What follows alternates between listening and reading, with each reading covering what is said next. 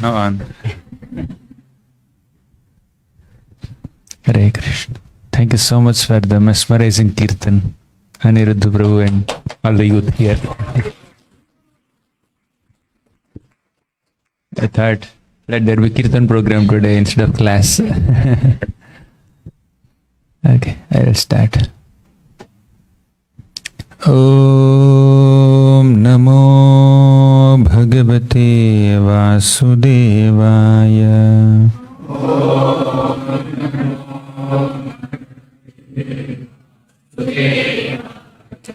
Om Namo Bhagavate Vasudevaya.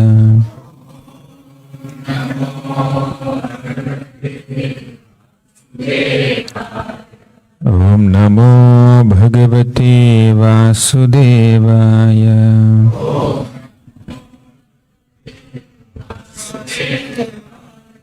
Om Ajnanatimmirandhasya Gnananjana-shalakaya Chakshuranmilitam Yena Tasmai Shri Gurave Namaha. Shri Chaitanya Manobhishtam Sthapitam Yena Bhutale Swayam Rupaha Kada Mahyam Dadati Swapadantikam.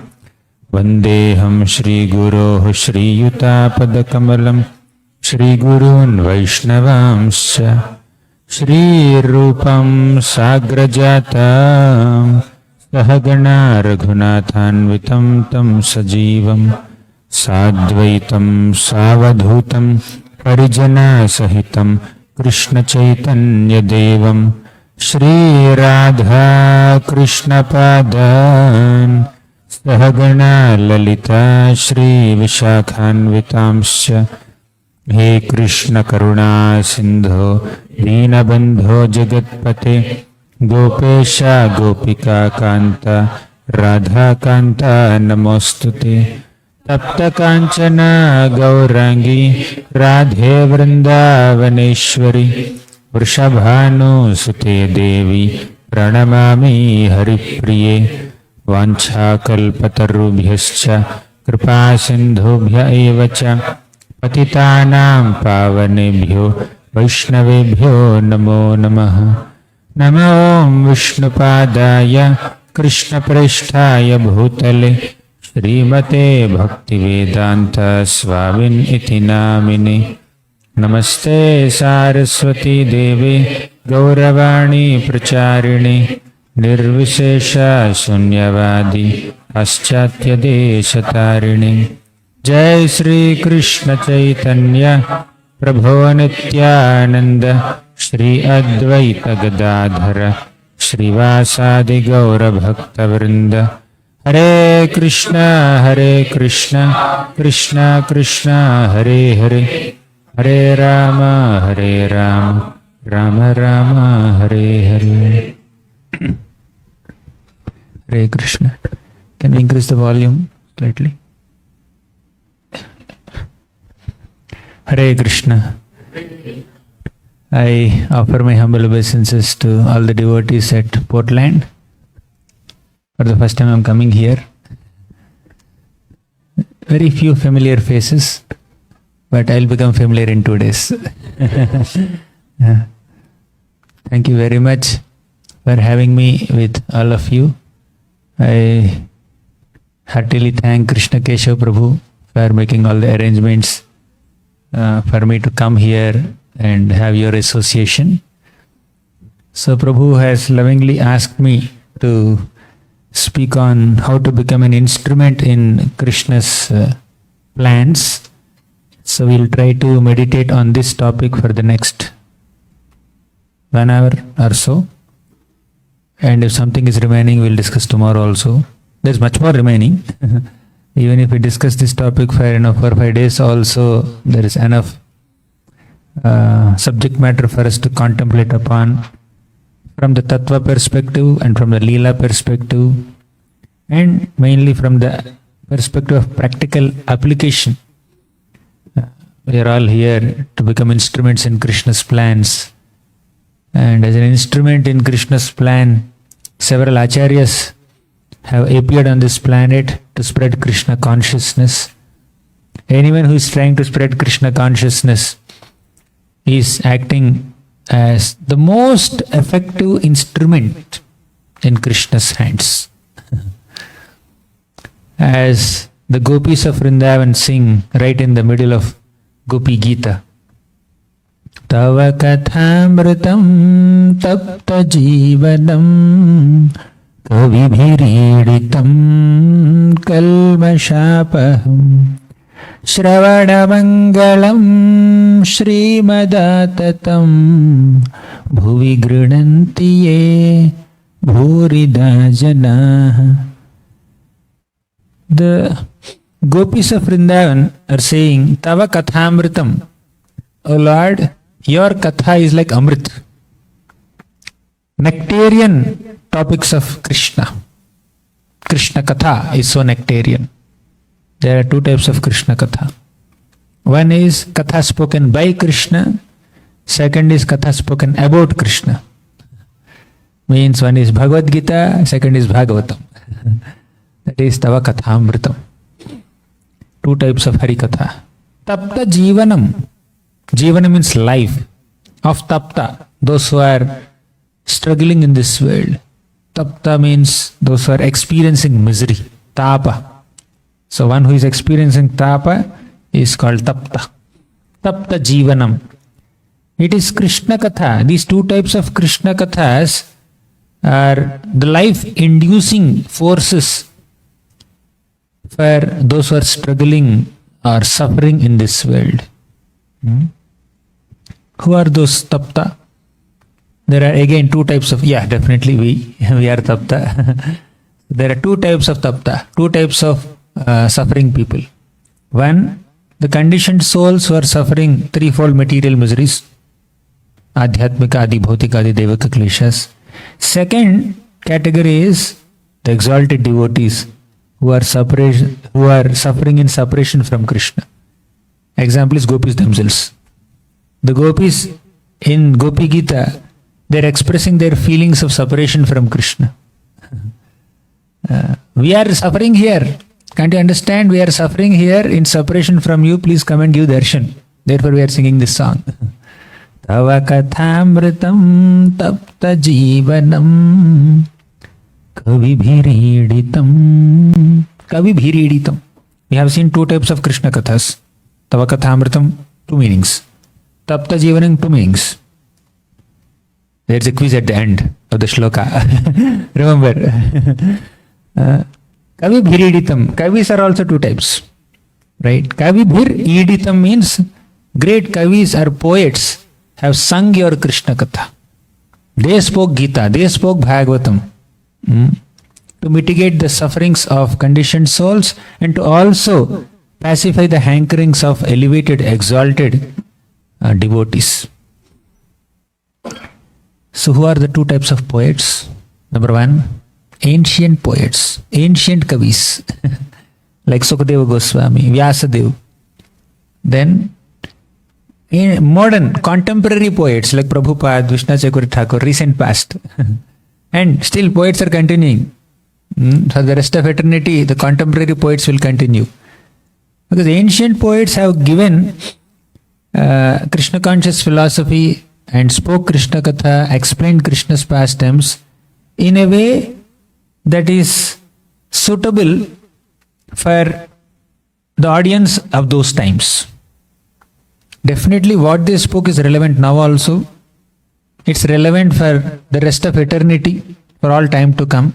At the same time, as times change, there is a need to present that same Krishna conscious philosophy, the essence of Krishna conscious philosophy, in a way that's more accessible, understandable, relatable and digestible by contemporary audience.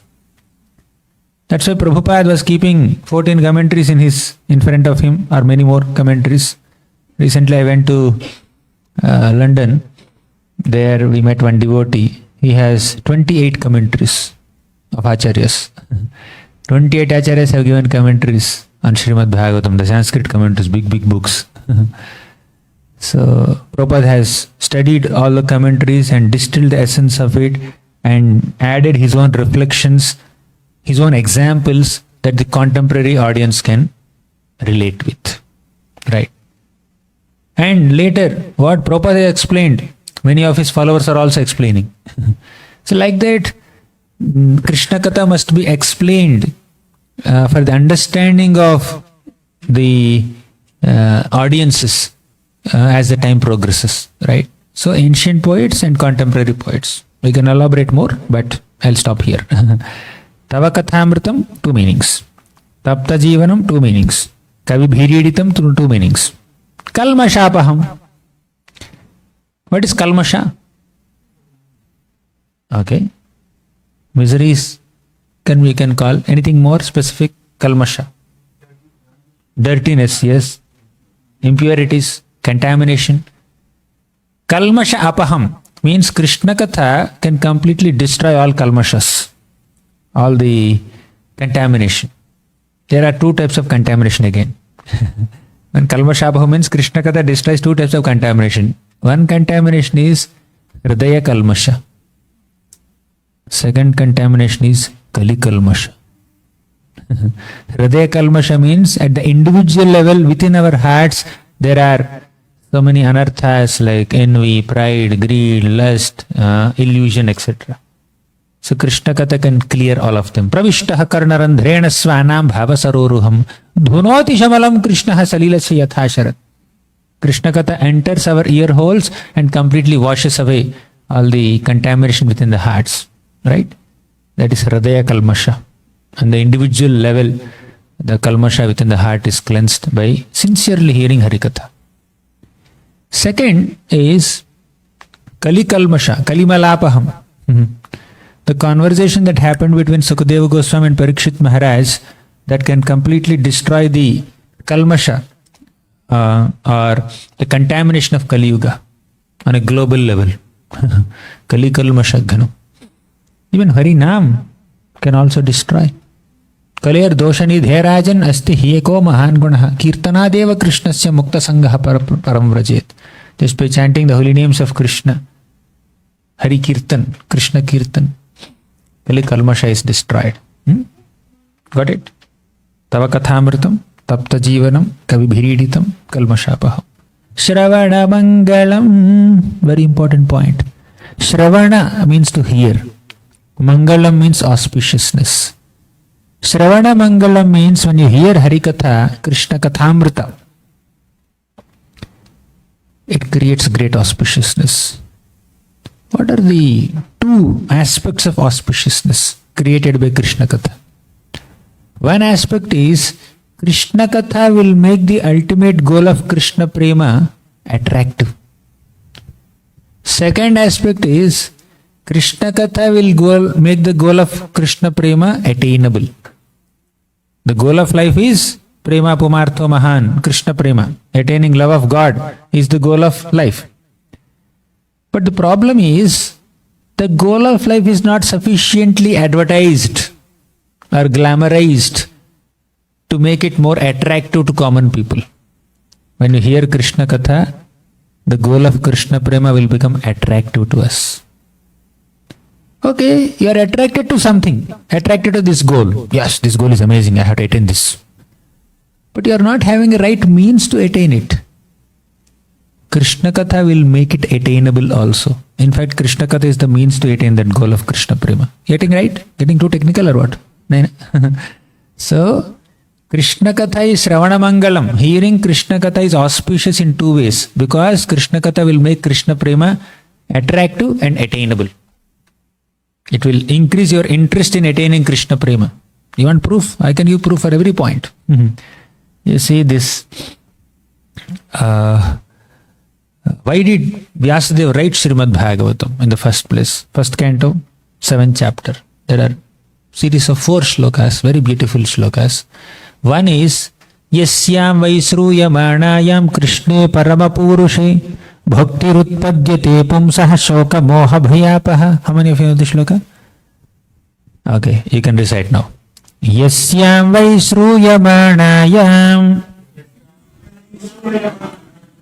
Krishne Paramapurushe Bhakti-rasamrta-sindhu Pumsaha shokamoha bhayapaham. When we hear Srimad Bhagavatam, when we hear Krishna katha, Krishne parabapurushe bhakti rutpadyate. Bhakti, love for Krishna will be developed. That's how Krishna katha will make Krishna prema very attractive and attainable. So, we have discussed 5 things, right? Tava kathamritam, tapta jivanam, kaubhiriditam, kalmashabham, sravanamangalam. Srimadattatam, this Krishna katha must be broadcast all over the world. Bhuvi grinanti ye bhurida jana. Bhurida janaha means those who are trying to spread Krishna katha everywhere. Either katha spoken by Krishna or katha spoken about Krishna. If someone is endeavoring to spread Harikatha everywhere, such a person is the most effective instrument in Krishna's plans. What is Krishna's plan for us? In the first place, to reclaim all of us. Krishna's biggest plan is to take all the conditioned souls from this material world to the spiritual world, Goloka, Dham. How many of you are excited to Goloka Dham? Yeah, that is Krishna's project. And why did you get excited? Why did you raise your hand? Because someone spoke Krishna Katha and made this goal of attaining Krishna Prema and Krishna Loka attractive to you. Now hear more Krishna Katha, it will become attainable also. Right? So Krishna Katha will make the goal of Krishna Prema attractive and attainable. So Krishna's project is to reclaim all the living entities. Nobody should be there in material universe. Let this be vacant. Let me just take all of them back to spiritual world. That is Krishna's plan. And those who are trying to spread Krishna Katha are acting as instruments in this Krishna's plan in assisting Krishna in reclaiming all the conditioned souls. Right? So that's the biggest project for all devotees. But why can't Krishna just take all of us to the spiritual world just like that? Can't he just give all of us Krishna Prema just like that without seeing our prerequisites and other things? Why can't Krishna just give us Krishna Prema just like that? The answer is, Krishna doesn't want forced love. Krishna wants voluntary spirit from all of us. When we voluntarily try to surrender to Him and serve Him, then Krishna becomes excited to receive that service. But when we are forced, hypnotized, manipulated, when we are made to love Him, where is love there? When we choose to love Him, there is love there. So Krishna wants us to make a choice voluntarily. Yes, you choose to love me. My devotees will go and spread Krishna Katha everywhere. You hear that Krishna Katha and you voluntarily make a choice to love me and serve me and come to me. Then I'll be excited. Does it make sense? Krishna's point is logical. Is it water? Krishna's plan sounds logical, right? So with this little prelude, let's try to meditate on this topic.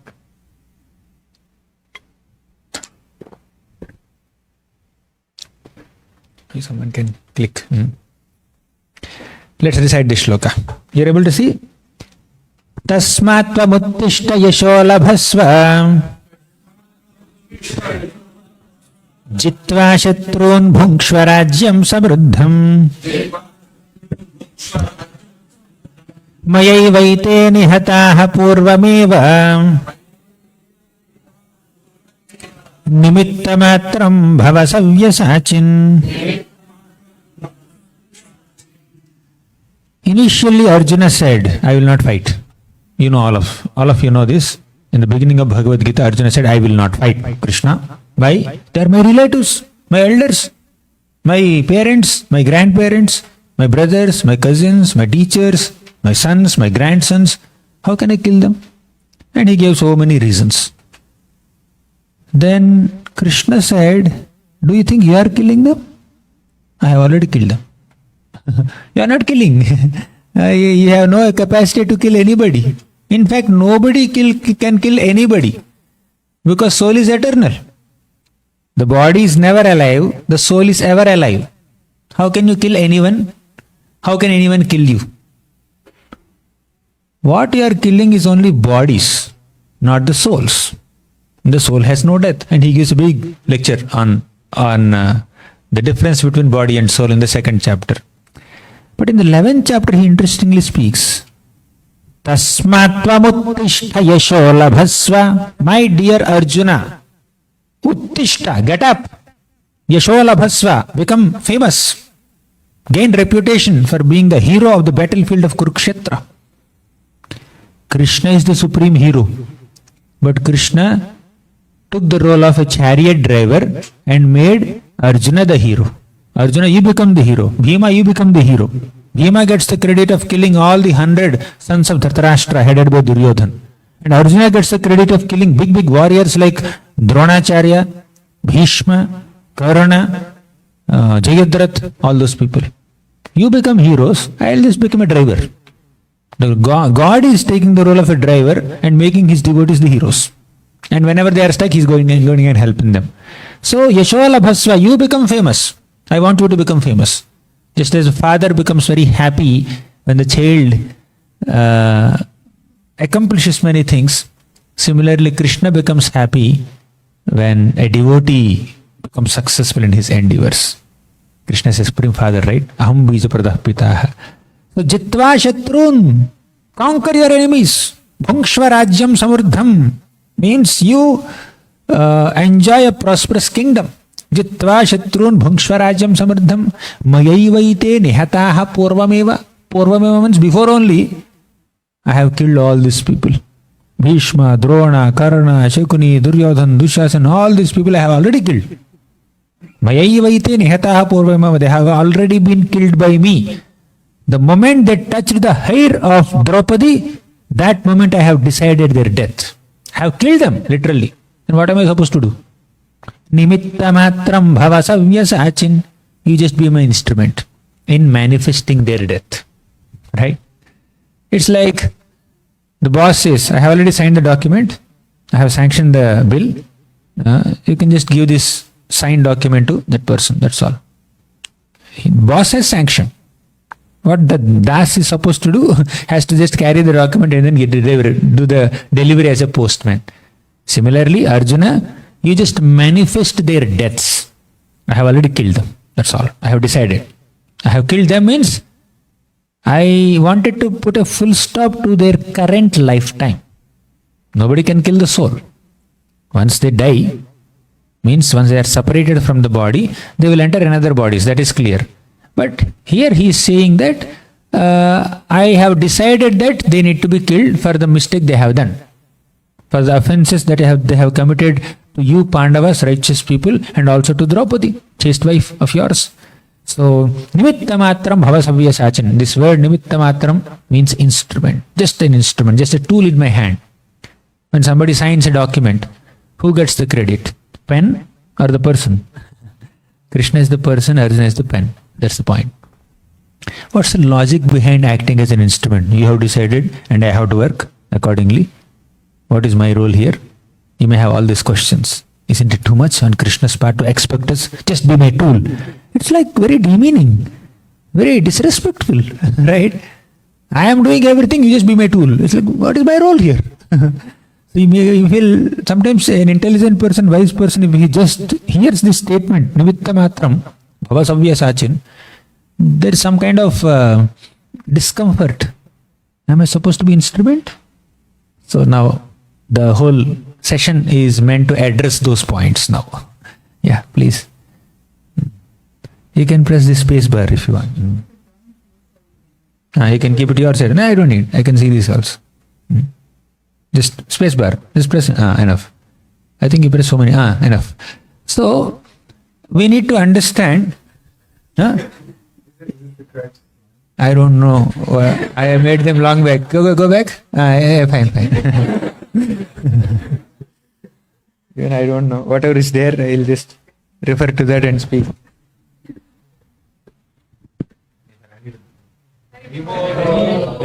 Beautiful kirtan. Hare Krishna. So, here we often hear not a blade of grass moves without the Lord's sanction. Many times when we hear this, we have this question. If everything is happening by the sanction of the Lord, what is the role of my free will? What is the role of my independence? Anyone had this doubt till now? He knows everything. Everything is predestined. Then what am I doing here? Right? Someone asked me this question. If the Lord, nothing happens without the Lord's sanction, what is the role of my independence? I said, the Lord has sanctioned your independence. Right? Child cannot purchase anything without father giving him the pocket money. Right? Father has to sanction it. Then only child can purchase something or do something. Okay? But once father gives pocket money, then how the child wants to utilize it, he has some choice. He has some independence. He can purchase a chocolate. He can purchase a cigarette. One of these two. If the child purchases a cigarette and father notices it, he will give a slap and cut down the pocket money. If the child purchases a pen or something useful or makes a nice garland and offers it to mother, father will say, oh, my child is using it nicely. Father will increase the pocket money, right? Similarly, the Lord gives some little independence to all of us. And when we use it properly, then the Lord will expand that independence. If we misuse that independence, He will restrict the independence. The living beings that are in lower species, they have very restricted independence. They have limited independence. And human beings have little extra independence, extra intelligence. And the Devatas, who are little more evolved living beings, they have much more independence and more free will. And the realized souls in the Vaikuntha planets, Vishnu Dutas, for example, they have unlimited independence, as much independence as the Lord. The more we properly, reasonably use our independence, the more the Lord will expand our independence. The more we misuse our independence, the Lord will restrict our independence, right? But the Lord gives independence. And He doesn't interfere with that independence. That's why we have independence. Although He may know everything, He may know past, present and future, but still, that does not mean we have no role to play. We have a decision-making power which Krishna has sanctioned. We have some independence, we have some choice. Once you make wrong choices, Lord will restrict things. Lord will give certain results. In that sense, He is the source of everything. He is doing everything. But we have our role to play. Clear? This is clear. So, not a blade of grass moves without the Lord's sanction, and we are supposed to act as instruments. So, what is the logic behind acting as an instrument of the Lord? Jivera Swarup. Go back. One press is good. You can go back. This is good. You press 3 times. Mamayvamsho jiva loke jiva bhutas sanatanaha manaha shasthani indriyani prakritisthani karshati. So you know this shloka, right? What is the meaning of the shloka? Mama eva amsho. All the living beings are my amshas, Krishna says. Right? What is amsha? Krishna is the whole and we are parts. This is the body and the hand is a part of the body. And finger is a part of the part. Smaller part. So now I have some itching sensation here. What my finger is supposed to do, go and scratch there. So all the parts of the body are supposed to serve the whole body. Right? Similarly, we are parts of Krishna, amshas of Krishna. We are supposed to serve Krishna. Is it logical? Very simple. We came from Him. We are His parts. We are His amshas. An amsha is supposed to contribute to the whole, complete whole. The window is there. That's a part of the home. So what is its function? Supposed to give some kind of outlet to the inside person. Wall means you cannot see anything outside. Window means you can see something through the window. Sunlight can come inside. Your glances can go outside. If sunlight is too much, you can just shut it down. So window has its role to play. Steps have their role to play. So all these elements of this small elements of this big home are supposed to do some function as a contribution to the main home. If the window gets disconnected from the home and then goes somewhere else, I will not be with the home. The window on its own is of no use. Finger, if it's cut, I will not serve the body. Disconnected. Finger is not called finger. it will fade away. As long as it is connected to the finger, body itself, complete body, finger has its utility, has its role to play. Similarly, as long as we are connected to Krishna, we can function properly. And what is our function? To serve Krishna. That we need to understand. Next, one press. Jivera Sarupahai Krishnera Nitya Das. Another description from Chaitanya Charitamrita about our identity. Our Swarupa, our identity is Nitya Das. Eternally we are servants of Krishna. We are Amshas of Krishna. We are Dasas of Krishna. We are parts of Krishna. We are servants of Krishna. So our natural function as Amshas and Dasas of Krishna is to serve Krishna, and it is done most effectively when we identify ourselves as instruments in Krishna's plans, Krishna's desires. Make sense? Is it logical? So the logic behind being Krishna's instrument is we are Amshas of Krishna. We are Das of Krishna. Hari. Okay. Fine. In the first shloka, original shloka that we have seen, he said, Nimittam Mātram Bhava Savyasachin. What is Savyasachi? Anyone knows? Ambidexter. He can use two hands. With both hands he can release arrows. Right? So Savyasachi means, Arjuna, you are not an ordinary person. You have so much power. You are a great warrior. You have so many military certificates. You have received Pasupatastra from Shiva. You have impressed Indra. You have defeated so many demons, Nivata Kavacha demons. You are such a great warrior, celebrated warrior, expert warrior. But still you are Nimittam Mātram. Elsewhere Krishna says, Arjuna, you are Parantapa. Parantapa means one who can defeat all his enemies, conquer all his enemies. Although you are a conqueror of enemies, although you are expert fighter, celebrated warrior, still your greatest ecstasy or the purpose of your life lies in acting as my instrument. Krishna is not discounting Arjuna's greatness. Krishna is definitely acknowledging Arjuna's greatness, but Krishna is also saying that you need to act as my instrument. So Krishna revealed the consequences of the war through Kala Rupa. In the 11th chapter of Bhagavad Gita, Krishna showed two forms. What are the two forms? Vishwarupa and Kala Rupa. Vishwarupa means the universal form where everything in the universe is showed at one place. Kala Rupa means the form of time where all the effects of time are displayed in this form. The consequences of the war are displayed in this form. There are hundreds and thousands of faces of the Lord, and the faces are emanating fire, and all these great warriors in the Kurukshetra battle, they are entering that fire. And Arjuna got scared seeing this form. Oh Lord, please close the curtain of this darshan. I cannot take this darshan anymore. Show me a pleasant form like Vishnu Rupa or Krishna Rupa. Vishwarupa and Kala Rupa I cannot handle. Right? So Krishna already revealed the consequences of Kala Rupa. Before even the war began, Krishna showed him visibly how Bhishma is dying, how Drona is dying, how Karna, Shakuni, Duryodhan, Dushasan, Sakuni, all these people are dying. The death is finalized. It has already been decided. He is the creator and he is the destroyer also.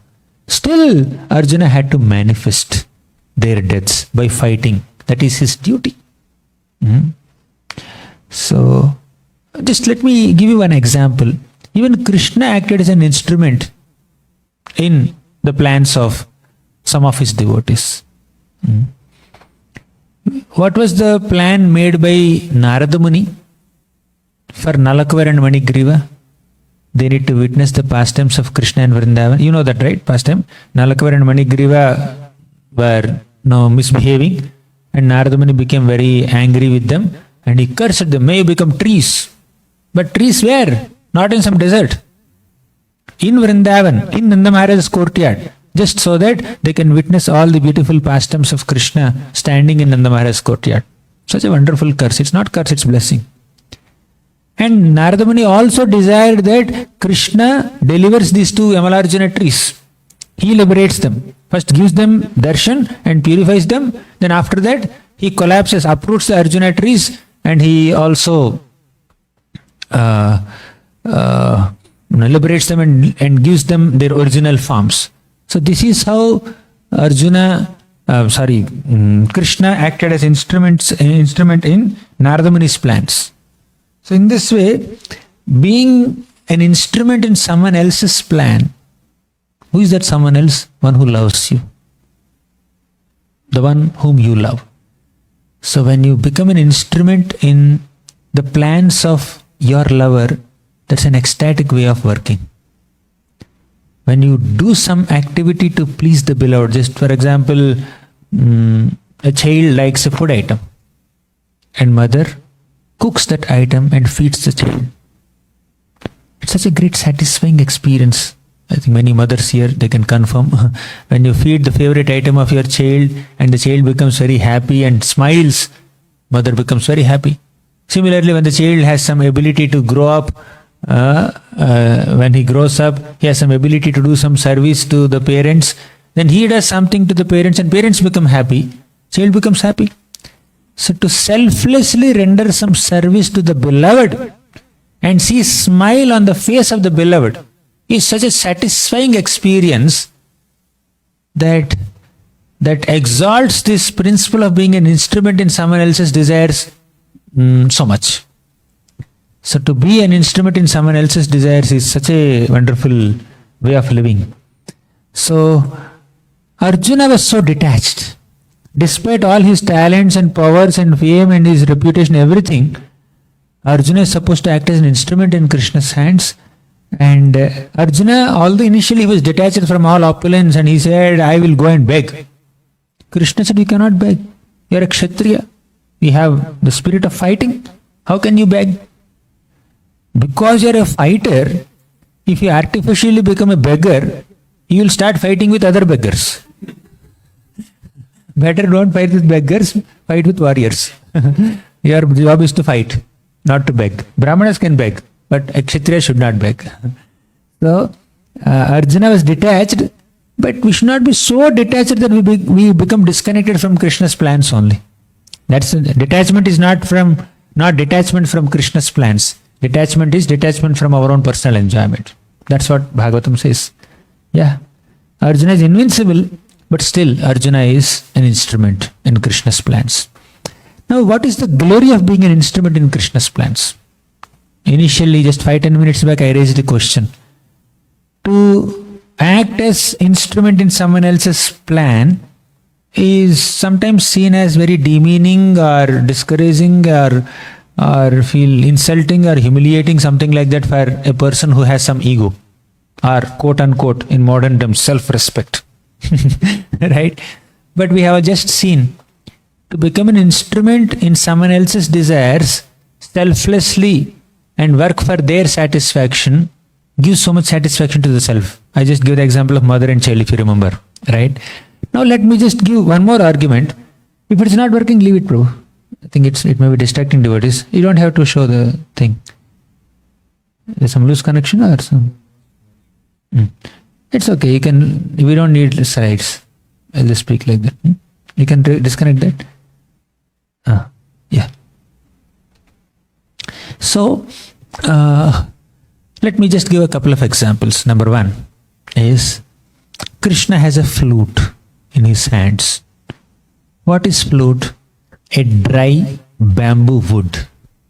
Nothing more than that. Dry bamboo wood which is hollow and that has holes in it. If something has holes in it, can it hold anything? But this flute that has so many holes in it is holding so many ragas, mesmerizing ragas, emanating such sweet melodies that hearing these ragas, all the great personalities, exalted masters of musical science like Indra or Vishnu or Brahma or Narada Muni, they were feeling that we have never heard these ragas which Krishna's flute is emanating. Since a lifeless, dry bamboo stick that has holes in it, still flute is an instrument in Krishna's hands. See, Krishna is holding the flute. It's an instrument in Krishna's hands. When you become an instrument in Krishna's hands, you become so glorious that you can perform unimaginable activities, services, right? Inconceivable.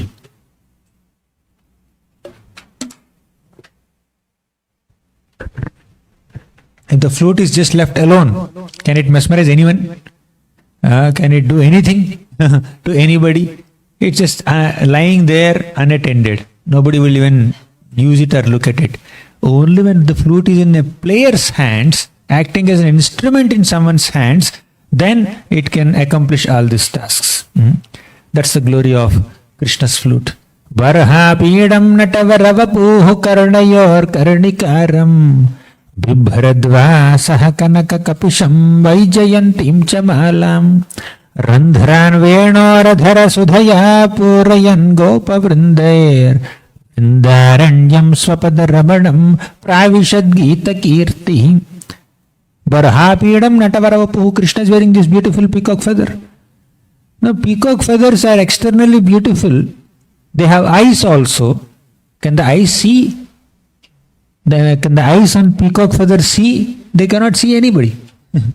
But when that eyeless peacock feather or the peacock feather, blind peacock feather that has eyes, adorns the head of Krishna, that can completely mesmerize all the gopis and everybody.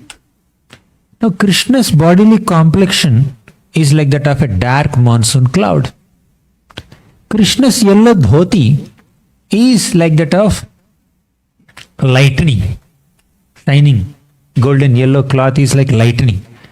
And Krishna's beautiful glances and smiles, they are like rain. So this is monsoon darshan of Krishna. What is missing in this monsoon darshan? Rainbow is missing. To fulfill that rainbow, Krishna puts a peacock feather. Right? And if you keep Radha and Krishna combined, Krishna is like cloud, Radharani is like lightning. Okay? So the lightning and cloud are together, and the combined smiles and combined glances of Radha and Krishna are like showers of rain. And to fulfill and to complete this monsoon darshan, there is a peacock feather there. That's a rainbow. You see? And also, the eyes of the gopis, eyes of Srimati Radharani and the eyes of the gopis, they are like eyes on peacock feather. Not because they are unable to see, but because they don't blink. Right? The eyes on peacock feather don't blink, right? Similarly, whenever the gopis look at Krishna, their eyes don't blink. They are just like this, stunned. They can't. Because within one eye blink, the gopis experience millions of yugas of separation from Krishna. How can they blink eyes? And they criticize Brahma. Brahma, you don't know how to design human bodies. Take some consultancy from us in the next creation. You should at least give 1,000 eyes, like Indra. Indra is getting 1,000 eyes. We should have 1,000 eyes to see, to relish Krishna's beauty. 2 eyes are not sufficient. And that too, these 2 eyes are covered by eyelids. They are constantly blinking. We are experiencing millions of yugas of separation within one eye blink. So they are Govinda Kalavenu Vadana. You are very beautifully singing with your flute. Divyanga Bhosham Bhaji. We offer our obeisances to you. So the peacock feather on Krishna's head. If you put peacock feather on your head, how do you look? Right? But when Krishna puts peacock feather on his head, he looks so beautiful. Right? You may look beautiful. I'm not saying anything, but not as beautiful as Krishna. I'm sure about it. Okay? So, flute. Many people play flute. Some are expert players also. But nobody can outsmart Krishna. So, point is, although the flute is a dry bamboo wood that has so many holes in it, because the flute is acting as an instrument in Krishna's hands, this flute is giving happiness to all the heavenly devatas also, all the human and non-human residents of Vrindavan also, on top of it, all the gopis of Vrindavan who are the most exalted devotees. To be able to please a devotee of Krishna is such a great privilege. to be able to please Srimati Radharani and the gopis and the Vrajavasis who are the topmost devotees of Krishna. What a great credit. And the flute got that credit. Why? Because the flute is acting as an instrument in Krishna's hands. That's the glory of being an instrument in Krishna's hands. Similarly, Mother Yashoda bound Krishna with a silken rope to a wooden grinding mortar. Wooden grinding mortar is very small. Silken rope is very feeble, very, very simple. It's not like iron chain. But with that simple silk rope, with that simple wooden grinding mortar, Krishna caused this gigantic Yamalarjuna trees to collapse. He uprooted them. The rope does not have so much strength to collapse. You take the same rope and pull Yamalarjuna trees, nothing will happen. You will get tired. Or the rope will break. Or even if you take a strong rope also, if you are keeping that small wooden grinding mortar between the two trees and trying to pull them, even if your rope is strong, mortar will break. But the trees will not fall down. Because trees has 1,000 times or 10,000 times more wood than the wooden grinding mortar there. But Krishna has empowered the rope and the mortar with the ability to uproot the Yamalarjuna trees. That's the glory of being an instrument in Krishna's hands. We become weaker than ourselves when we become a victim of senses. In the Chaitanya Charitamrita, Lord Chaitanya Mahaprabhu was traveling in the South India. There, he met Ramananda Rai, very exalted devotee. And they embraced each other. They went into deep ecstasy. And they had tears in their eyes out of love for each other. Basically, Ramananda is Vishakha Sakhi, some say Lalita Sakhi, and Mahaprabhu is Krishna himself. Their natural loving relationship immediately became invoked when they met for the first time in these manifest pastimes. But they restrained themselves because people outside, they are not qualified or evolved enough to understand their loving ecstasies. Why is a sannyasi embracing a government officer and crying with tears of ecstasy? They cannot understand it. So they kind of control their emotions. But they planned, let's meet tonight. Let's discuss about Radha Krishna. So Ramananda Rai and Lord Chaitanya Mahaprabhu, they met in a secluded place on the bank of Godavari and they started discussing so many pastimes. Here, Lord Chaitanya Mahaprabhu was asking questions and Ramananda Rai was answering the questions. He is asking about Radha Tattva, Ramananda Rai is explaining Radha Tattva. He is asking about Krishna Tattva, Ramananda Rai is describing Krishna Tattva and Krishna Leela and Krishna's qualities. Nama, Rupa, Guna, Leela of Krishna. Very nice conversation. At one point, Mahaprabhu said, my purpose of coming to Vidyanagar, this bank of Godavari, has become successful because today I have met you and I heard about Radha Krishna from you. I am so fortunate. Then difference between a puppet and Ramananda Rai. Ramananda Rai said, my dear Lord, it's not my glory. I am not speaking Radha Krishna Tattva on my own. It is your glory. You are making me speak. You are like the ocean. I am like a cloud.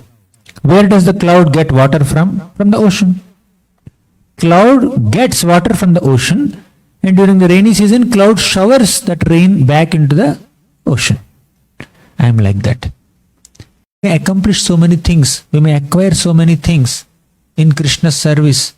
Still, we are able to do whatever we are able to do only by Krishna's grace. On our own, we are nothing. We don't have much ability. Even if you are offering prayers to the Lord, the ability to offer prayers comes from Krishna only. Even if you are accomplishing great services, that ability to render services comes from Krishna only. Knowing that all our abilities and eligibilities come from Krishna, better we engage all that we have in Krishna's seva instead of being greedy to take credit for our accomplishments. Krishna is doing it. If Arjuna is Nimittam Mātram instrument, Arjuna is an accomplished warrior, celebrated warrior. If he is called just a Nimittam Mātram, just an instrument, act as an instrument, who are we? Nobody can be independently powerful without the Lord's sanction. When the Lord sanctions some powers, some talents, some skills, some money, some resources, some knowledge, then utilizing all of that, we will be able to do something. Therefore, we should not feel envious of another devotee who is more powerful than us, who is more talented than us, who is more accomplished than us, or who is more popular than us. Why? I have, whatever abilities I have, they are coming from Krishna, and the best utility of all these talents and abilities is to engage in His service with gratitude.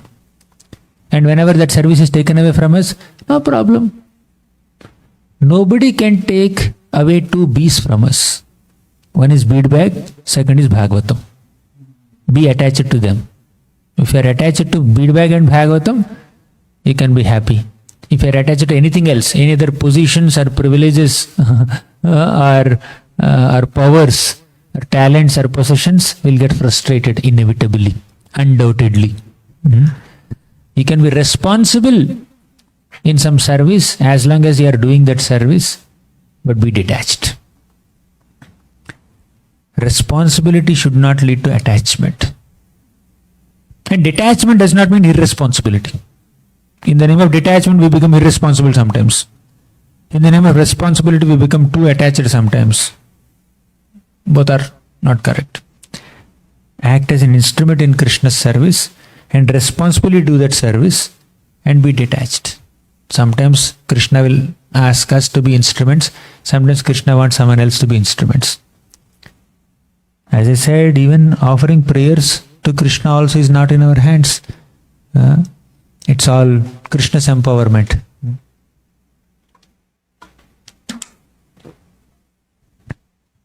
Birds can fly high into the sky as much as the Lord has given them the flying capacity, isn't it? Similarly, devotees can serve Krishna or glorify Krishna as much as Krishna has given them that capacity. So we need to be happy with whatever capacity Krishna has given us. Why Krishna has not given me more capacity? Who are we to question Krishna? That's okay. Whatever we deserve, He will give. And if Krishna has not given so many talents to us, probably He wants us to sit and chant Hare Krishna, chant more rounds. Lord Chaitanya Mahaprabhu empowered different devotees in different ways. When He met Ramananda Rai and Swarupa Damodar Goswami, He was discussing Radha Krishna Tattvas and Leelas. When Lord Chaitanya Mahaprabhu met Prakashananda Saraswati and Sarvabhaum Bhattacharya, he was discussing Tattva, so much philosophy. When he meets Rupa Goswami and Sanatana Goswami, he gives instructions. Erect temples, establish worship, excavate holy places, write books, do prachar, spread Krishna consciousness, stay in Vrindavan. So many services, projects. When he meets common people, he does Harinam Sankirtan. Chant Hare Krishna. No service, no philosophy, no Radha Krishna Tattva. Just chant Hare Krishna. Hare Nama, Hare Nama, Hare Nama Iva Kevalam. You see, just now we have seen 4 examples of Mahaprabhu's variegated dealings with different categories of people. The Lord extracts different services from different people. Pandavas, they are 5. All 5 Pandavas are unique in their own ways. You see, Yudhishthira Maharaj is very calm, very composed, very wise, very dharmic, personification of dharma and all principles. Very visionary person. Bhima, little aggressive person. Pure devotee, undoubtedly. But he is angry, he is courageous, he eats so much. When whatever food is there, it's divided into 2 parts. One part for Bhima, one part for remaining 5. Remaining 4 Pandavas plus Kunti. They will take care of remaining 5 parts. So, Bhima is voracious eater. Within one hand, he has the strength of 10,000 elephants. You keep 10,000 elephants in one row, Bhima would punch the first one, the 10,000th elephant will fall down. Okay? First elephant, what must have happened to the first elephant? Second elephant, third elephant, chutney. Or smoothie. So that is Bhima's strength. Arjuna is balanced. He's not so aggressive like Bhima. He's not so calm and composed like Yudhishthira. He's somewhere in between. So like that, Pandavas are of different styles. But they are always together in the service of Krishna. Just acting as instruments in Krishna's plans. And Krishna is acting as instrument in their desires. Sarathya parishada sevana sakhya dautya virasananugamana stavana pranaman snigdheshu pandushu jagat pranatim cha vishnor bhaktim karoti nrupatis charana aravindi. Sarathya parishada. Krishna is acting like a sarathi, chariot driver for the Pandavas. Parishada. He is receiving Agra Puja in the Rajasuya sacrifice amidst so many Brahmarshis, Rajarshis, Devarshis, Devatas, kings, Kshatriyas. Where is chariot driver position and where is Agra Puja receiver position? Saratya Parishad Sevana, rendering service. Sakhya, acting like a friend. Dautya, like a messenger. Krishna is a messenger. To take a message, you can send anybody. Why Krishna has to go? But Krishna went. Menial service. Virasana, like a night watchman. Anugamana, following them. Stavana, praising them. Pranama, offering obeisances to them. Why? Snigdheshu pandushu jagat pranatim cha vishnor. Because Pandavas are snigdheshu, very affectionate towards Krishna, and they are very malleable by Krishna's will. Krishna became malleable by their will. You understood the glory of being an instrument in Krishna's will? Not that you want Krishna to become an instrument in your will, but that much importance Krishna gives us. It's love basically. Acting as an instrument means love. It's an expression of love and it's an experience of love. Now you love him and he loves you. You both are very good friends. If there's so much friendship and nice cordial relationship between you, then you want to please the other person and you want to please the other person, then that's like acting as instrument in each other's desires. That's just experience of love and expression of love, nothing else. There's nothing else. And if we can have that loving relationship with Krishna, my God, that's the glory of life. That's the ecstasy of life, isn't it? So, being an instrument in Krishna's plans is not some kind of demeaning or humiliating position. It's ecstasy of spiritual life. But how do we act as instruments in Krishna's plans? How do we know Krishna's plans? Through Guru. Guru is a representative of Krishna. Being an instrument in Krishna's plans begins with being an instrument in Guru's plans, Krishna's representative's plans. Let me quote one shloka from 4th canto of Bhagavatam. And in that purport, Prabhupada explains beautifully about this being an instrument in Guru's plans. What is the glory of being an instrument in Guru's plans? Yat pada pankaja palasa vilasa bhaktyam karmashayam grathitamudgrathayanti santaha tadvanna riktamatayo yatayo piruddha shroto ganastamaranam bhajavasu yat pada pankaja palasa vilasa bhaktya. When we render service unto the lotus feet, lotus petal like feet of Krishna, karmashayam grathitamudgrathayanti santa. All the karmashayas, karmashaya means our aspiration for sense enjoyment, they will be uprooted. Udgrathayanti santaha. But those who do not have bhakti, they cannot even control their senses. Now, in this purport, very interestingly, Prabhupada says that our sense gratificatory desires are like ripples on a river. Will ripples on a flowing river ever stop? The river is flowing. there are some small ripples going up and down. Will they ever stop? They will never stop. Similarly, our desires for sense enjoyment also will never stop, just like ripples on a river. However, when the river flows nicely and meets the ocean, ocean has so many waves, right? Will the ocean's waves become prominent or the river's ripples become prominent when the river merges with the ocean? Ocean's waves. That ocean is compared to Guru and the river is compared to disciple. And river's sense gratificatory desires are compared to ripples. Guru's plans to serve Krishna are compared to oceanic tides.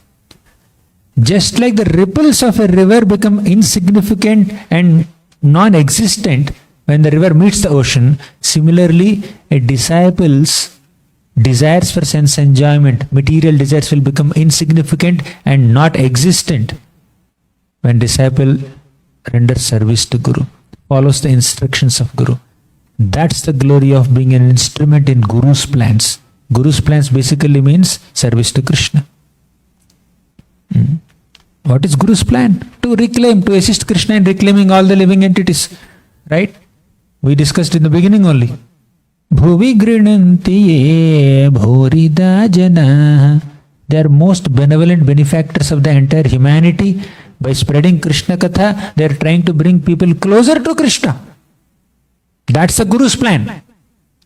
And if you become an instrument in Guru's plan, that is becoming an instrument in Krishna's plan. Our own material desires will just fade away, will just merge, will just vanish. And we become Krishnas. We will not become Krishna, we will become Krishnas. We are not Krishnas, we are Krishnas. Right? First, yes. That's the glory of being an instrument in Krishna's plan. Knowing very well that whatever we have, whatever we are, is only by Krishna's grace. Let us act as Krishna's instruments.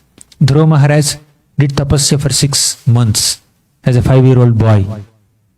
Because of his determination, because of the blessings that he received from his mother, Suniti, and because of the guidance he received from his guru, Narada Muni.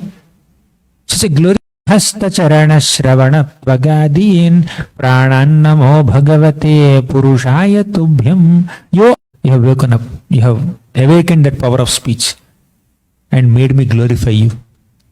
Not just power of speech, anyams, other senses also. Hasta, hands, shravana, ears, charana, legs, tvagadin, sense of touch. You have awakened all my senses. Basically, all the senses are functioning till then. But till the time you utilize your senses in Krishna's seva, till then the senses are said to be sleeping only. Only when you engage your senses in Krishna's seva, you are using the senses. Otherwise, we are underutilizing the senses or misusing the senses. Most of the times, conditioned souls misuse the senses. But the real utility of senses is in Krishna's service. So, where did Dhruva get this knowledge? By Krishna's grace. The Lord has empowered Dhruva to offer prayers. Now you may say, what kind of Lord he is? He is inducing people to praise him. He wants prayers. He wants to hear his own prayers. So he is empowering people. You pray for me. You pray to me. You pray to me. Is he begging for likes, shares and comments? Like all the social media stuff. His social media has billions and billions of fans you cannot count also. Right? He is not begging for shares, likes and comments. And what else they beg for? Whatever. He is not that. He is the Supreme Personality of Godhead who is being lovingly served by millions and trillions of self-realized souls. To me, that causes you ultimate well-being. Therefore, I am inducing to offer prayers. Therefore, I am asking you to render service. But if you have no interest, I will not push you. Krishna will only inspire us. He will not impose. He will not force. He will not hypnotize. Even ordinary hypnotists in this material world, they can hypnotize like this. And they can make us do what they want us to do. But Krishna although he is the supreme hypnotist, if at all he wants to. He does hypnotism also sometimes. One day, there is one demon, Mr. Vrkasur. Okay. So this Vrkasur wanted somebody to give him a boon. And he was searching, whom should I worship, whom should I worship? First he wanted a boon, Prayojan is decided. Right? And he said, what kind of Abhideya and who is the Sambandha? First he is searching for Sambandha and Abhideya after deciding his Prayojan. It's the other way around. Then he found Narada Muni. Narada Muni, can you please tell me the name of some? Vrkasur became so frustrated. At one point, he became so frustrated that he was about to cut his head and put in the fire. And suddenly Lord Shiva appeared from the sacrificial fire and said, stop this nonsense, what do you want? Then Vrkasur said, just one boon. What is that? I'll give you, tell me. He said, if I put my hand on somebody's head, he should die. This is the boon you want? And you're cutting your head in putting in the fire? Anyways, I am obliged to offer you tathastu. Then Vrkasur got up. Let me test this boon by putting my hand on your head. Then Shiva ran away. Then Lord Vishnu came and started hypnotizing him. He said, my dear Vrkasur, he came in the form of a little boy. Generally, when children speak, although they may not speak something very intelligent or experienced, still they speak something sweet. Even an busy adult also will give some attention to a child. So the Lord Vishnu came in the form of a child and said, since the time Daksha cursed Shiva, Shiva's boons are not working. 100% sure. You put your hand on your head, nothing will happen. I challenge you. Really? He put his hand on his head and he was burned to ashes. The Lord can hypnotize people also. But he does all that only sometimes, not always. Many instances, but I will not share all those things. But the Lord can do that. But the Lord does not want forceful love. He doesn't want to hypnotize any of us. He wants to inspire us. He doesn't want to impose us. Even at the end of Bhagavad Gita, after explaining whole Bhagavad Gita, Krishna told Arjuna, my dear Arjuna, Vimrishyaitad aseshena yathechasi tatha kuru. I have explained all these things. Very confidential knowledge I have explained to you. Vimrishyaitad, deliberate on it deeply.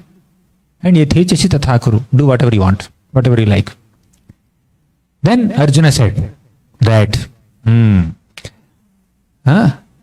Nashto moha smritir labdha tvat prasadan mayachyuta sthitosmi gata sandeha karishye vachanam tava. I will do whatever you say, my dear Lord. So Arjuna volunteered to act as an instrument in Krishna's plans. It's not that Arjuna forgot his Kshatriya dharma and Krishna reminded him, you're a Kshatriya, you should fight. Really? Yes, I'll fight. That's not what Arjuna did. Arjuna did not act like a Kshatriya when he fought in the Kurukshetra battle. Of course, he acted like Kshatriya, but that's not the only reason. He acted like a devotee. Oh Lord, your mission in this world is paritranaya sadhuna, vinashaya cha dushkritam, dharma samsthapanarthaya. That is your purpose. You personally accomplish that purpose by killing Potana, Shakatasur, Aghasur, Bakasur, Vatsasur, Vyomasur, Keshi, Aristasur, etc. And you want to do it, you want to accomplish these three purposes through me now, through Pandavas now. Therefore, you are acting as a chariot driver and director, and you want us to act as your instruments in your plan of paritranaya sadhana. When Arjuna is killing miscreants, he is doing vinashaya cha dushkritam. When Arjuna is protecting Draupadi or anybody, he is doing paritranaya sadhana. When Arjuna is winning this battle for participation in Krishna's savai pumsa parod motivations, without any ulterior agendas. Apratihata means without any irregularities or inconsistencies or interruptions. Distractions. Focus on Hari Katha. Focus on Hari Seva, Hari Puja, Hari Kirtan. Yayatma suprasidati. Then heart is completely satisfied. If you are not getting satisfaction in our bhakti, let's go back and check our motivations and our consistency. All dissatisfaction lies in wrong motives, ulterior motives. All dissatisfaction lies in inconsistency and irregularity in our sadhana and seva. If our sadhana and seva is consistent and regular, if our sadhana and seva and our motives are pure, we will be satisfied. Satisfaction doesn't depend on recognition, name, fame, prestige, accomplishment, achievement. Satisfaction doesn't depend on all that. Satisfaction and advancement in bhakti are dependent on the purity of our intent and the consistency of our attempt. How pure is our intention and how consistent is our practice of bhakti. That is satisfaction in bhakti. And the greatest satisfaction is derived in Krishna consciousness by humbly identifying ourselves as instruments in Krishna's plans and not independent achievers or arrogant accomplishers. We are humble instruments in Krishna's plans. You can achieve hundreds of things in Krishna's service. Great, please do it. You have to do so much service in Prabhupada's movement, in Lord Chaitanya Mahaprabhu's movement. But by considering ourselves as humble instruments, Prabhupada did so much. He wrote so many books. At the end he said, if there is any credit for my translation work, all that should go to my Guru Bhakti Siddha. Any credit in my translation work, that should go to my Guru and my disciples. So this is the mood set by our acharyas. This mood set by Krishna. Krishna likes to act as an instrument in devotees' plans. Being a servant of Krishna is greater ecstasy than being Krishna himself. That's why Krishna becomes Lord Chaitanya Mahaprabhu and ecstatically dances, identifying himself as a servant of Krishna. Who is the topmost servant of Krishna? Srimati Radharani. So he comes in her mood and experiences, tastes this ecstasy of being a servant of Krishna. Krishna dasa abhimane ananda sindhu koti brahma sukha nahe tara eka bindu. The ecstasy of being a servant of Krishna is so much that it's like oceanic happiness, and even the ocean of Brahmananda cannot even compare to a drop of Bhakti-ananda. That's the glory of being a servant of Krishna, an instrument of Krishna. There's much more we can say. It's 8:30 now. Should we stop here, bro? Take some questions. Devotees may have some questions. We can continue tomorrow. Yes, Mataji.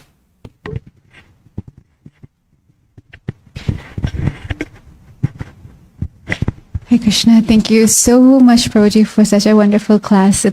We're so fortunate to see you in person. Till now, just YouTube and your books. So, first of all, thank you so much. And class was very relatable, so simple. Thank you. Prabhu, my question is, pure intentions. How can we cultivate our intentions to be pure? And also, it's so hard to get defeated and not be consistent in our attempts.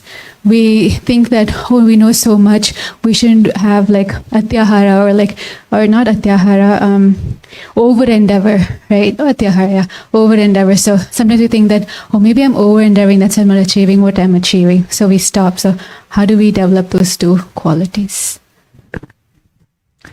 Consistency in bhakti is different from over endeavor. Atyahara prayasa. Atyahara means overly trying to enjoy sense objects, being too greedy for sense objects, and prayasa is the endeavor put to acquire all of them. Both are together. So this is different from that, because our scriptures say that laulyam is the only mulya that you pay to get Krishna. Laulyam means greed. We need to be greedy for Krishna. We need to be infatuated with the desire to get Krishna. We need to be so obsessed to attain Krishna prema. That greed, that obsession, that infatuation, that determination, that commitment to this path will get Krishna for us. Then Krishna will give himself to such a determined devotee. So this is laulyam or endeavor to advance in Krishna consciousness. But when you say atyahara, that atyahara is basically for material things. Over endeavoring for material things and sincerely, consistently endeavoring for Krishna's grace, they are like two opposite directions. There is no connection. Is that what you are asking, Mataji? Yeah.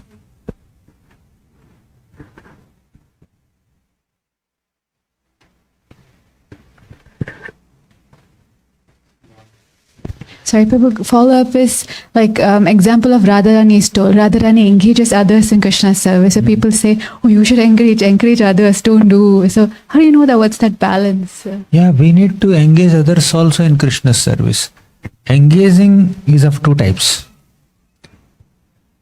One is that you empower them.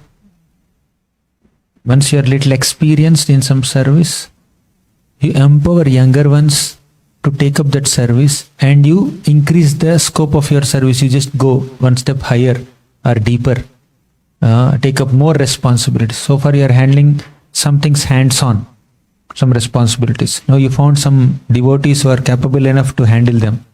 You empower them to do the services, just give guidance once in a while, time to time you become a mentor, and then you take up more serious responsibilities, expand the scope of your service. So when you are empowering other devotees, you are expanding the scope of your service and sharing your experiences with the younger ones. That is one way of, what did you say? Encouraging others also, not just being very greedy for our service, like move out of the way. That is like one way of engaging people in service. Second is escapism. I don't want to do it, therefore you do it. You quoted the example of Radharani. In the spiritual world, Srimati Radharani is compared with a creeper of Bhakti Lata. And all the other gopis are like Pallava Pushpapata. They are like small leaves or twigs or flowers of that creeper, devotional creeper. And Krishna's pastimes are like water sprinkled on that creeper. So when water is sprinkled on the creeper, automatically the leaves and twigs will become happy. Similarly, when the gopis of Vrindavan assist Srimati Radharani in her service to Krishna, they become happy. But Radharani finds so much joy in bringing all the gopis to directly serve Krishna, and she becomes their assistant. You just don't serve me only, assist me only in my service to Krishna. You also render service to Krishna. And the gopis say, no, you serve, we will assist you. Both of them did not want to avoid seva. When we want to avoid seva, we will do that. Aap karo. You can do it. Right? When you are not capable of doing that seva, you can always say, I think I cannot do it, better you do it. That's fine. The service has to be done nicely. Someone has to do justice to that service. If someone is more qualified to do that service, you can allow them to do it. So you can take a back seat. But you are able to do, you have time to do. And it's not that you need to empower them also. It's your job. But still if you say, then it's like disinterest. So we should not give up services out of irresponsibility. But we can transfer services to others to encourage them. And we can take up other responsibilities. And also sometimes you have been doing that service for a long time. It's your desire also to do some other service. Then definitely you can transfer it to somebody and then you can take up a new service. Ultimately, whether you do the service or don't do the service or encourage others to do or delegate or empower, whatever tag you give it to it, it's the intention that matters. That's the other question. Yeah. How to purify that intention. How to keep our intentions pure. Number one is regularly study Srimad Bhagavatam. Study or hear, one of them, or both. The more we are in touch with Srimad Bhagavatam, the more we hear or read about and meditate upon the pure examples like Parikshit Maharaj, Prithu Maharaj, Bharat Maharaj, Dhruva Maharaj, Priyavrata Maharaj, Narada Muni, all the Vrajavasis, the gopis of Vrindavan, Yashoda Mata, Rohini Mata, all these wonderful devotees, how pure their intentions are. So basically when we are reading or hearing these pastimes of Bhagavatam, we are associating with the characters there. We are taking their association. Kunti Maharani. So the purity of their consciousness, the purity of their intentions will purify our intentions. The more we hear about them, the more we meditate on their qualities. So that is like taking inspiration from Shastra. Second is, in our own community of devotees, there may be some devotees, there are some devotees who are more mature than us, more experienced than us, whose intentions are much purer than us, who are more consistent than us. So we need to spend time with them, take inspiration from them, hear about them. Our hearing should not be just with the motive of accumulating information or gathering knowledge. Hearing is basically a medium to transform our character, build our Vaishnava qualities. So when we are seeking that, seeking to develop Vaishnava qualities and Vaishnava character, then definitely our intentions will become pure.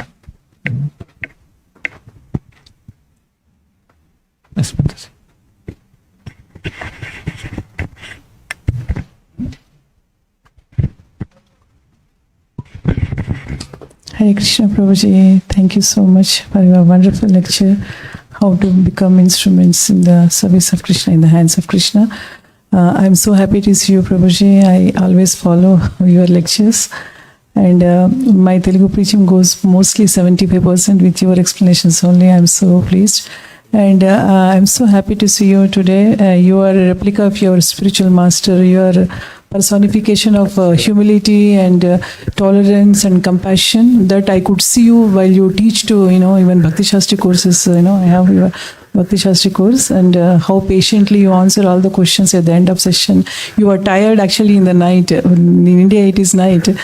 You were tired, but I don't know how you were managing to teach the 2 hours completely. We are instruments in Krishna's plans. Yes, you are actually not only actually preaching that, you are actually a replica of instrument in Krishna's service, and you are spiritual masters, Prabhu. I am so happy to see you.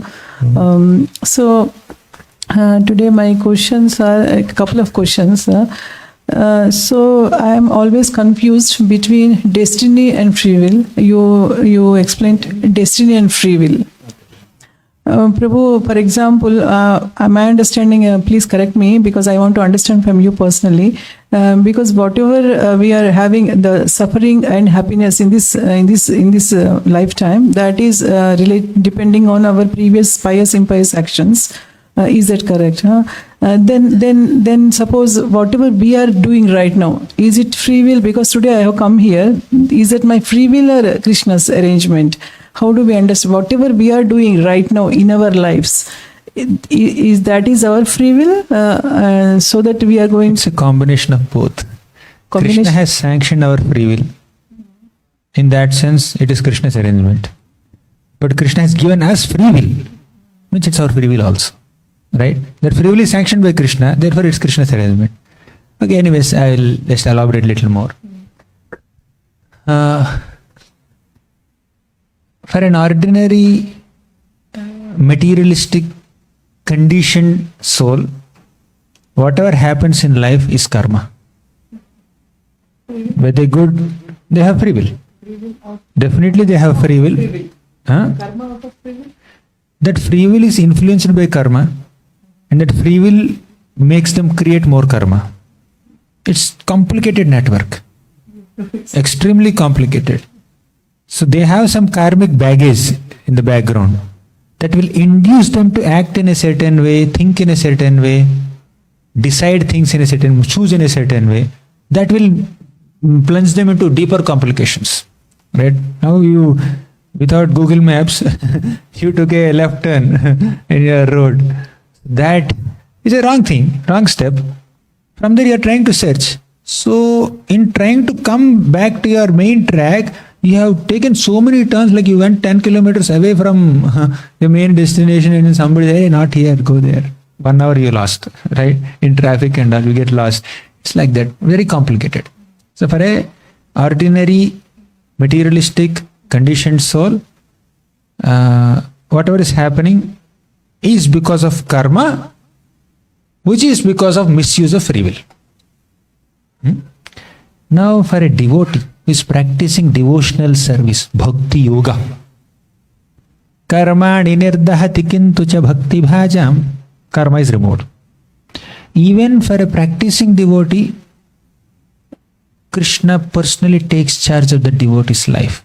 Not only pure devotees, even practicing devotees' lives are also under Krishna's personal guidance.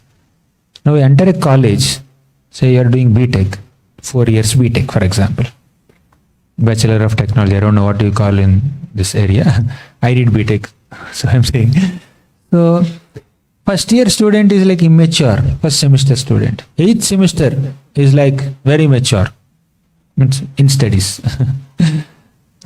Sometimes first year students are more pure and 4th year people are very degraded also. I could see that. But anyways, in studies or in academics, first year is a neophyte, second year is a like more mature and accomplished and seasoned person. But both are students only, of that college only. They are under the college principles, college authorities only. Similarly, whether it's pure devotee or practicing devotee, both are under the shelter of Krishna, undoubtedly.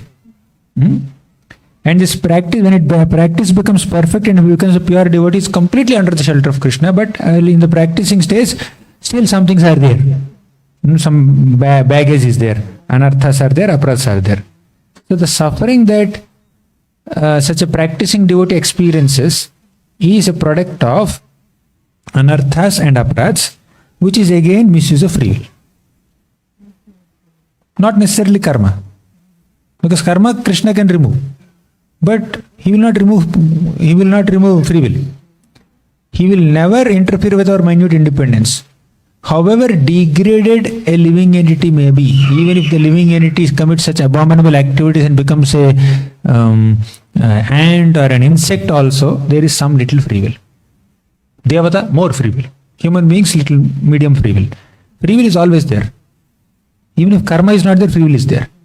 So that because of the misuse of free will, the living beings, practicing devotees, may do some aparadhas, guru aparadh, dham aparadh, nam aparadh, vaishnava aparadh, seva aparadh.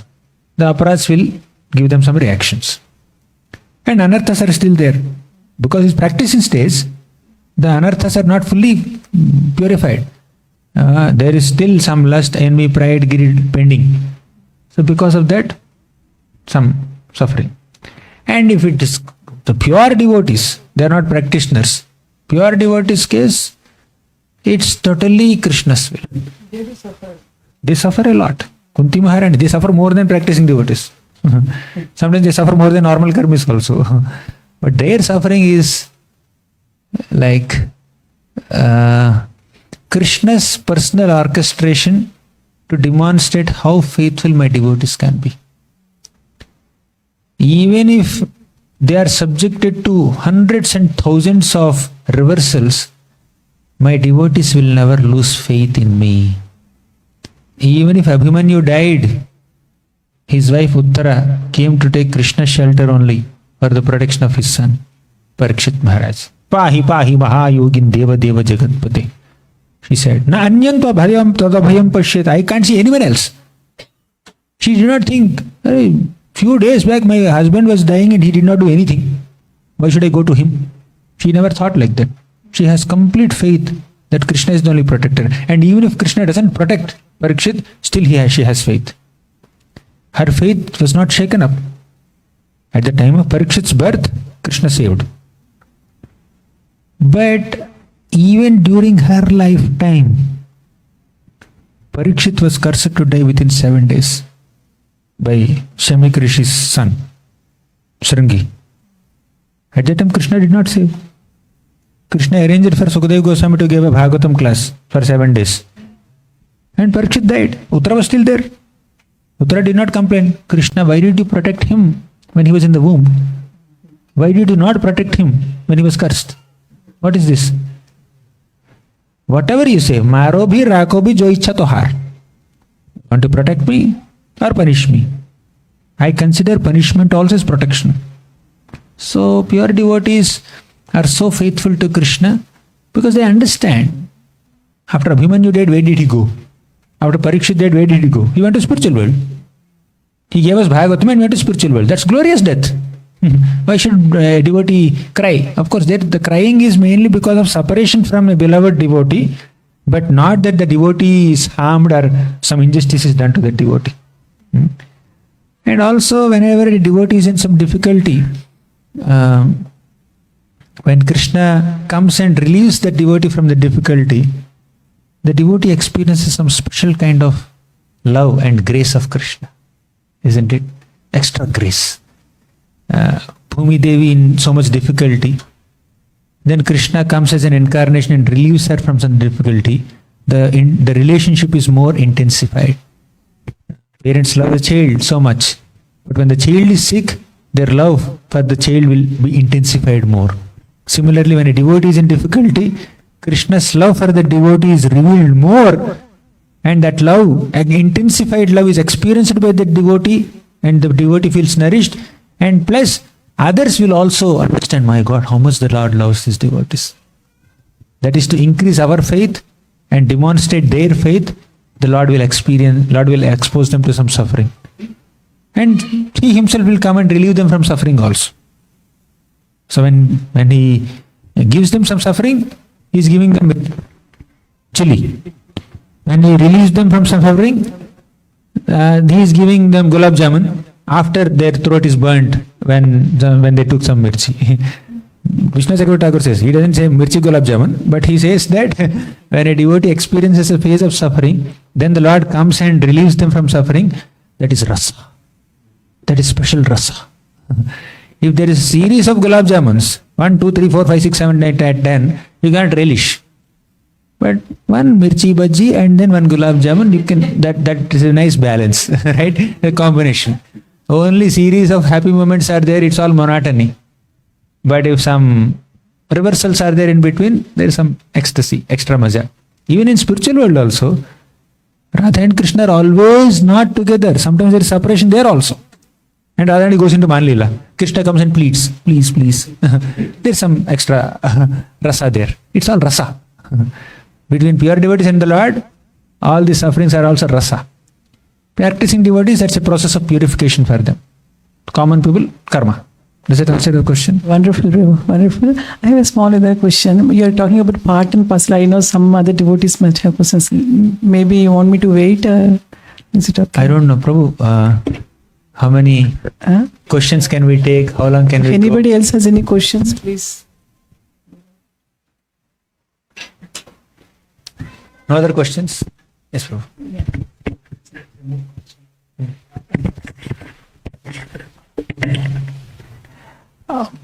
As far as Bhakti-rasamrta-sindhu is concerned, we see topics regarding Braja Bhakti and Bhava and Prema.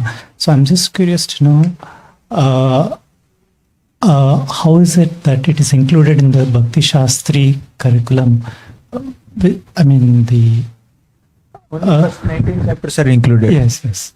Not So- the remaining rasas which are more esoteric. Yes. So even to understand the terminology and to digest them, it seems to be little challenging sometimes. I feel that like first 9 cantos, there is no, not much about Vraja Bhakti or Vraja Prem. So I'm just curious. If you see from that perspective, even Upadeshamrita also, later shlokas are like really very tough. They're very sweet. But to understand Shravana Dasha, Varana Dasha, being in Radha Kund, they're like very exalted subjects.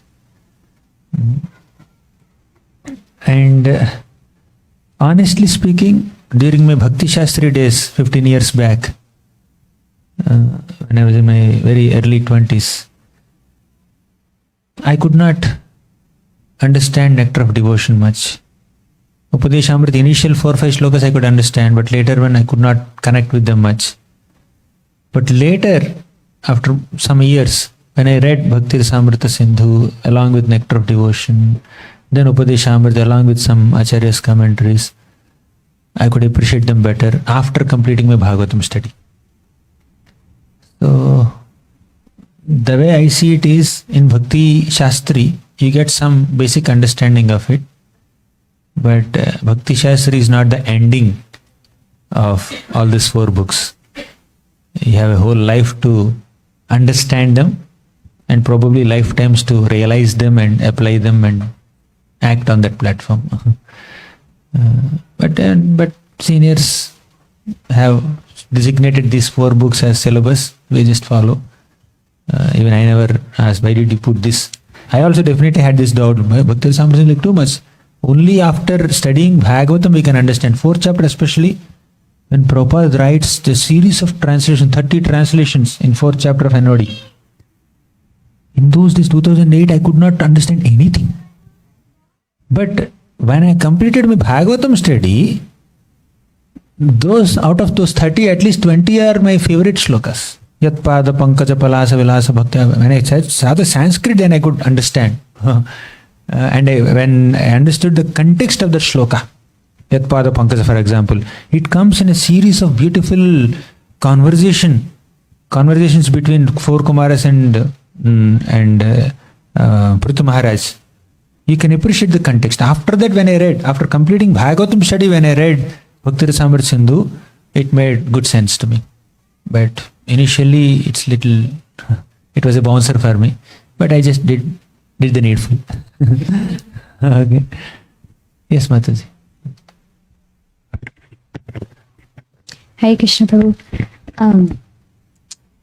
We were talking about pure intentions earlier. So sometimes we may have a pure intention to engage ourselves in some service, but there's fear or false ego that gets in the way of our ability to perform that service, and we may not even be aware of it. And even if we are aware of it, we don't know how to go about overcoming those obstacles. So what would you say is the best way to overcome that? Fear and ego, 2 things you said. To be fearful is good. To be fearful that ego will overwhelm us is very good. I'll give an example, because the words that you used, fear and ego, these are the exact words used by Brahma in the 3rd canto of Bhagavatam, 9th chapter. In the 3rd canto, 8th chapter, Brahma takes birth on a lotus flower that emanated from Garbhodaka Sai Vishnu's navel. And he sees the beautiful form of Garbhodaka Sai Vishnu. Then he offers prayers, beautiful prayers. 3rd canto, 9th chapter, 1st shloka till 25th shloka, he offers prayers. In that, last 3-4 shlokas, 22, 23, 24, 25, 22, 23, 24, especially these 3, he says, "O Lord, I have 3 requests for you. Number 1 is, please empower me to do this service. Number 2, I may do the service nicely, but I may become proud. I may become arrogant of my accomplishment. So let me not become proud." Number 3, he says, when I may do service nicely, but sometimes there's a chance of getting distracted, deviated from the Vedic sound vibration. Means which is from your teachings. I am fearing that. Please protect me. So he was fearful of distraction or deviation. He was also very concerned that he might become proud. Let me not become proud. So pride and deviation are 2 obstacles which are indicated there. So Prabhupada writes in the purport, a devotee should be fearful of fall down. Fear of fall down should be followed by prayer for protection. When you are fearful of fall down, you should be prayerful for protection. FFPP, very easy to remember. You can read 3rd canto 9th chapter purports. Prabhupada only wrote. He didn't say FFPP. I just made that FFPP. So when you are concerned that you may become proud, When you are fearful that you may become proud or egoistic, that concern is good, that fear is very good. And to get rid of it, we need to offer prayers to Krishna. Sincerely beg Krishna, Krishna, let me not get distracted from the right consciousness. And one way of doing it is constantly hear Krishna katha. Nityam Bhagavata Sevaya will keep our feet on ground. Secondly, in the Chaitanya Charitamrita, we have Vasudeva leper. You know this story? Vasudeva, there is a Brahmana devotee. He had leprosy all over his body. Lord Chaitanya Mahaprabhu came and embraced him. All the leprosy is gone.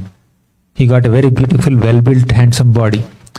Then Vasudeva said that, "O Lord, I received this special grace from you. I may become proud. Can you please help me not become proud or egoistic?" You know what Lord Chaitanya said? Chant the holy names of Krishna. If you chant the holy names of Krishna, you will not become proud. Why? What's the logic?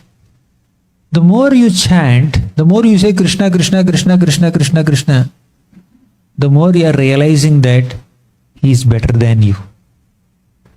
He is superior to you. The conditioned soul lives in this world because of this mentality of being a controller, master, proprietor, enjoyer. But the more you chant Krishna's names, you understand He is the master, He is the controller, He is the proprietor, He is the enjoyer, He is the performer, He is the doer. I am not. I am unnecessarily thinking ahankara vimodhatma kartahim iti manyate. So the more you take someone else's name, the more you are accepting them better than you. So chanting induces humility in us and protects us from ego. Prayer induces humility in us and protects us from ego.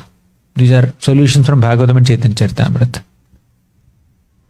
So follow up. So what about fear or ego that's bad? So I'll give an example of book distribution. My biggest fear with book distribution, like I would like to engage in it more, but there's that fear of rejection from the opposite, or there's some ego. It's like, oh, how dare you, like not. Oh, that fear. That type of. Then we should do more book distribution. And we should have more rejections, and our ego should be more crushed. Prabhupada says, I think, book distribution like begging. On the streets, you just show books and they say, eh. One day I was distributing books in Mumbai locals. It was in 2008 or 9, I think. 2008. Mumbai local trains. I was in dhoti kurta. I didn't know a bit of Hindi. But still I was distributing books in Mumbai. And I showed to some people there. One lady was there, little middle-aged lady. Next to her was another employee, one man who may be much younger to her, maybe her subordinate. I was showing books. And she was chastising me like anything in Hindi. I didn't understand the chastisement. Then the man next to her is trying to control her. Hey, stop, don't do this. Thinking that I don't know English, she started speaking to him in English. Keep quiet, he doesn't know. They are not supposed to sell books like this in railway stations and trains and all. Then I said, we have permission. She got two shocks. One is I spoke in English. Second is, I said, confidently I said, we have permission. We have permission from railway authorities. We are distributing books. And she got shocked, but still she said, but you should not force people like this. I said, I'm not forcing, I'm showing these books. If you like, you take, otherwise leave it. Then she kept quiet and I went ahead. Right? So sometimes it's little, I was working in TCS. As a probationer, I had good pay, and then I'm just taking out some time wearing dhoti kurta and Saturday, Sunday, and then selling books in December marathon. So at that moment, when people chastise us, ridicule, look at us like beggars, sometimes when you put book in front of them, they will look through you as if you are not existent. As if you are like a transparent glass, they will look through you. When somebody is behind you, they are seeing you clearly. You are not existent for them. Some people say nako. Nako means no in Marathi. So many things will happen. That's good. Purification of ego. We should not feel fearful. We should feel happy for it. But if you are like really uncomfortable, take up another service. That's also there. Sometimes it's not like just fear or ego out of which we are feeling uncomfortable in doing some service. Probably that service doesn't suit us. We can take up some other service. That's not a problem. There are so many services, unlimited services. We can take up any. Thank you. Should we conclude here, Prabhu? Sorry, I had some 12-13 hours of movement, and this is our sleep time also. I came at different time zone now. Thank you. Hope I didn't bore you for the last 1.5 hours.